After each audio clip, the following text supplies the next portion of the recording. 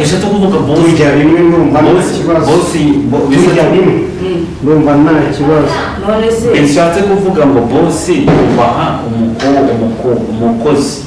aremera akagura ibishoboka byose bagasanga bisahani umukozi nawe yubaha umukozi muri make ariko twibuka ko ari abakozi b'abajura nabo ego nagusigira agafuka k'umuceri usigire ibirayi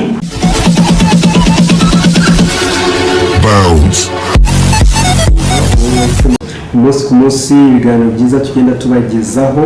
tudahwema kubashimira mu comment mugenda muduha subscribe uko zigenda zizamuka ndetse na views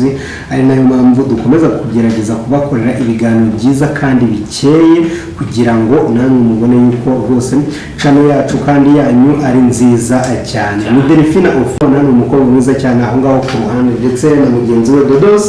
abakaba bongeye kugaruka kuri kamera kugira ngo bagusesengurire ku ngingo nyinshi cyane zigiye zitandukanye. Reka tubanze tubasabe bibwira abadukurikiye. Ladies first. yes murakoze cyane amazina n'ingabo Delphine tubicana ni Delphine official yes nk'ibisanzwe ni Dodos Kigali kuri TikTok ariko hari abantu benshi kuki mutandika following Dodos Kigali Rwanda kuri TikTok urahita ubonaho ifoto y'umusore muremure urumva hejuru ari inzu ya danje. Yes nk'uko bisanzwe ikibazo tuje kubaza abantu n'abari hirya no hino icyo tubagezeho